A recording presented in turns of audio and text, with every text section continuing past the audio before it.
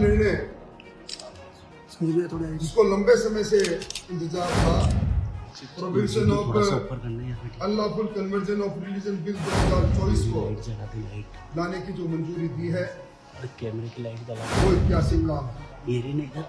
एक अध्यादेश के माध्यम से सरकार ने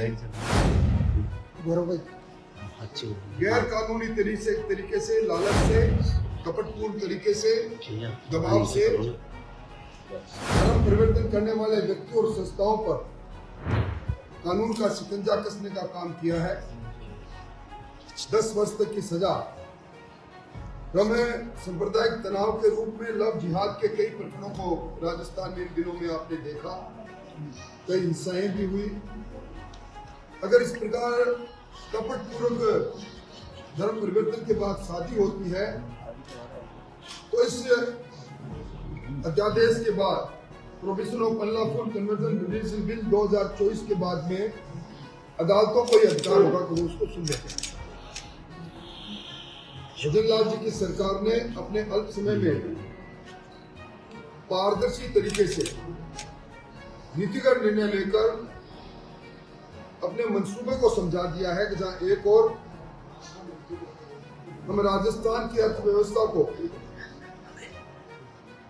38,000 करोड़ से ज्यादा को ले जाना चाहते हैं, वहीं दूसरी ओर नीतिगत निर्णय लेकर राजस्थान के अंदर निवेश के वातावरण के साथ हर जगह पर प्रतिस्पर्धा का वातावरण बने, सरकार का डिस्क्रिप्शन कम से कम हो, इसलिए जो निर्णय लिए हैं वो अपने आप में अद्वितीय है।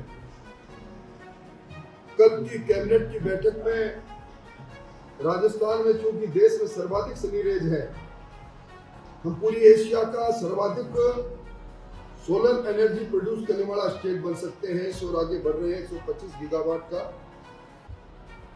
उसका नीतिगत निर्णय भी लिया।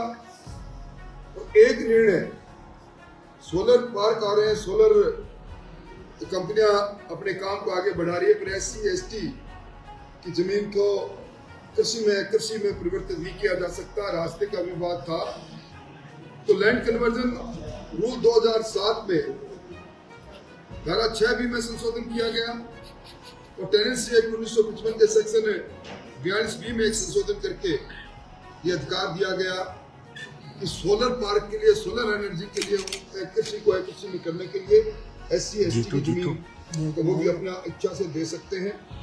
और इनमें भी पहले कटानी का रास्ता होना चाहिए था, अब उसमें भी अगर कृषक अपने शपथ पत्र पर देगा कि मेरे खेत में जाने का रास्ता है तो उसको ये अधिकार मिलेगा।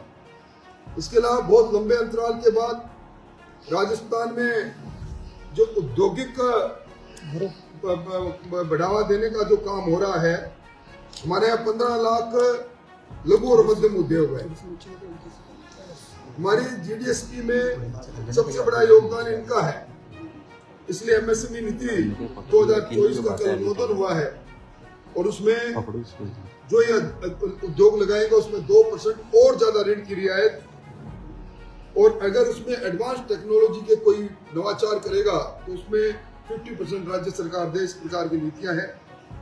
सरकार ने राजस्थान निर्यात की दृष्टि से एक अच्छा राज्य बने, हमें अगले 5 वर्ष में 1.5 लाख करोड़ से ज्यादा के निर्यातक बने, इसके लिए नीति का अनुमोदन किया है। और इसके साथ ही एक जिला एक उत्पादन, हर जिले में कोई न कोई उत्पादन विशिष्ट है, उसका वहाँ इंफ्रास्ट्रक्चर और उसकी प्रोसेसिंग यूनिट लगाने की नीति है। और पर्यटन इकाई नीति, और उसमें जो बड़े होटल आएंगे ग्रामीण प्रदेश में, इसमें 100 करोड़ से ज्यादा का निवेश है, उसमें सरकारी भूमि का आवंटन। और बजरी की जो हम देख रहे हैं किल्लत, उसमें MM सैंड के लिए नीतिगत निर्णय लिया है। मैं कह सकता हूं कि इस 11 महीने के कालखंड में जहां सुदूर कानून व्यवस्था रही है, वहीं जनमानस के सपनों को हकीकत में बदलने के लिए सरकार ने अधिक काम किए हैं। मोटे तौर पर मुझे इन मोटी मोटी बातों पर बिंदु पर आपसे बात करनी थी। अगर आपका कोई सवाल हो तो मुझसे। ठाकुर साहब, अभी वर्तमान में मस्जिदों में मंदिर ढूंढे जा रहे हैं, क्या कहेंगे उसको लेकर? सबसे देखिए, मैं समझता हूँ कि जो सूफी संत साहब की दरगाह का मामला है, अभी तो कोर्ट ने नोटिस दिए हैं, अभी वो एडमिशन की स्टेज पर ही है। दावा पेश किया गया कि यहाँ पहले कोई भगवान शंकर का मंदिर था। दावा पेश करने के लिए हर भारतीय को कॉन्स्टिट्यूशन में राइट है कि वो अदालत में जाकर अपना नियमों के अनुसार दावा कर सकता है। दावा पेश हुआ, प्रत्युत्तर में न्यायालय ने उन नोटिस जारी करके सब लोगों से, पक्षकारों से पूछा है कि इसमें सच्चाई क्या। अभी तो एडमिशन भी नहीं हुआ, इसलिए चाय के प्याले में तूफान जैसी बात है। अभी इस बात को मैं समझता हूँ आगे नहीं बढ़ाना उचित होगा। न्यायालय का निर्णय जो कोई भी हो, उस न्याय, क्योंकि हम सब लोग न्यायिक व्यवस्था के पीछे प्रतिबद्धता के साथ बंधे हुए हैं, उस निर्णय को सबको मानना चाहिए। पर अभी कोई ऐसी बात ही नहीं है बुनियादी तौर पर। मैं समझता हूँ कि जिस एक कैबिनेट के बारे में मैंने आपको कुछ कहा, ये मंत्रिमंडल के फैसले हैं। उन्होंने पर्चे की सरकार कहा। पर्चे की सरकार ने जनता के दिलो दिमाग पर किस प्रकार का राज किया है, अभी उपचुनाव के अंदर नतीजे सामने आए हैं। ये सारी बातें सुगुफा है।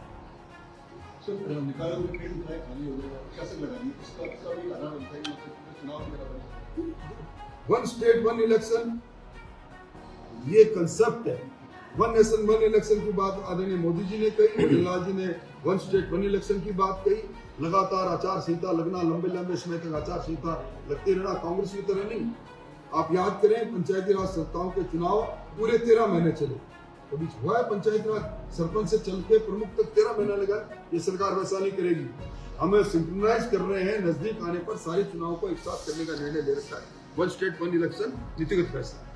सर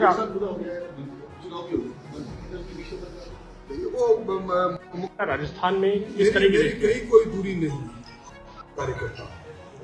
पार्टी ने मुझे जो काम दिया मैंने बेखूबी से किया।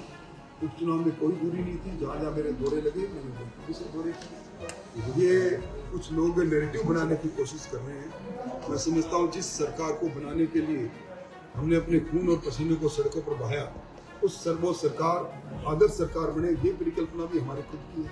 अब आपकी भूमिका क्या देखते हैं आप राजस्थान में? कार्यकर्ता के रूप में ये भूमिका भारतीय जनता पार्टी में किसी की कोई भूमिका नहीं, कार्यकर्ता की भूमिका है। हमारा नेतृत्व जिस भूमिका में रखता है उसी भूमिका में हम रहते हैं। कई बोर्ड और कई पद जो हैं खाली। मैं किसी बोर्ड और पद का दावेदार नहीं। मैं सरकारों में कई बार मंत्री रह चुका, नेता रह चुका।